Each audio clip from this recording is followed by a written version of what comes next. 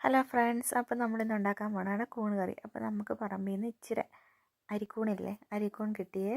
രാവിലെ നോക്കിയപ്പോഴത്തേനും നമുക്ക് കുറച്ച് അരിക്കൂണൊക്കെ കിട്ടി. അത് ഞാൻ കൊണ്ടുവന്നിട്ട് കഴുകി നന്നായിട്ട് ഇങ്ങനെ കഴുകി. കുറച്ച് മണ്ണൊക്കെ ഉണ്ടായിരുന്നു കേട്ടോ, ഒരു ഇച്ചിരി പറിച്ചെടുത്തപ്പോൾ ഇച്ചിരി പറ്റിയതാണ്. കഴുകിയെടുത്തിട്ട് നന്നായിട്ട് കഴുകിയെടുത്തിട്ട് ഒരു പാത്രത്തിൽ കുറച്ച് വെള്ളം എടുത്തിട്ട് ഉപ്പും മഞ്ഞൾപ്പൊടിയൊക്കെ ഇട്ടിട്ട് ഇത് ഒരു അരമണിക്കൂർ ഇങ്ങനെ വെക്കണം. നിങ്ങളൊക്കെ അങ്ങനെ വെക്കുമോ അറിയില്ല, ഞങ്ങളൊക്കെ വീട്ടിൽ ഇതിങ്ങനെ വെക്കും.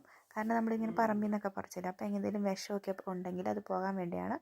അങ്ങനെ പറിച്ചിട്ട് കഴുകിയിട്ട് അങ്ങനെ കുറച്ച് നേരം ഇട്ട് വെക്കും. അന്നേരത്തേനും പിന്നെ അതിൻ്റെ വിഷമൊക്കെ ഉണ്ടെങ്കിൽ അതൊക്കെ ഇങ്ങനെ ഇറങ്ങിപ്പോക്കോളും. ഉപ്പും മഞ്ഞൾപ്പൊടി ഇട്ട് വെച്ച് കഴിയുമ്പോഴത്തേനും പിന്നെ അതിലേക്ക് തേങ്ങ, മുളക്, ഉള്ളി, പെരിഞ്ചീരകം, ഞങ്ങളൊക്കെ പെരിഞ്ചീരകം അരയ്ക്കും കേട്ടോ, മഞ്ഞൾപ്പൊടി, ഇതെല്ലാം കൂടെ നന്നായിട്ട് അരച്ചെടുത്തു.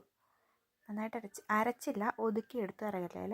ഇങ്ങനെ ചട്ടി വെച്ചിട്ട് ഇതേ കടുകിട്ടു, പിന്നെ നമ്മുടെ കറിവേപ്പില ഇട്ടു, ഇനി നമ്മൾ ഒതുക്കി വെച്ചേക്കുന്ന നമ്മുടെ തേങ്ങ ഇട്ടു, പിന്നെ നമ്മുടെ കൂണ് കഴുകിയിട്ട് പിഴിഞ്ഞെടുത്തു. ഇതേ പിഴിഞ്ഞെടുത്തപ്പോൾ ഒരു ഇച്ചിരി ഉള്ളായിരുന്നു.